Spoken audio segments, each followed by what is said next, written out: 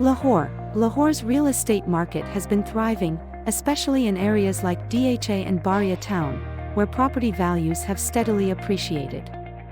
Islamabad, the capital city of Pakistan, has seen significant growth in the real estate sector, with property values increasing due to government initiatives and increased demand.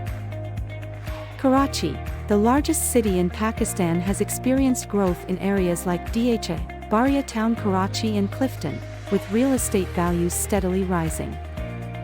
Gwadar, due to its strategic location in the China-Pakistan Economic Corridor, has witnessed remarkable real estate appreciation in recent years.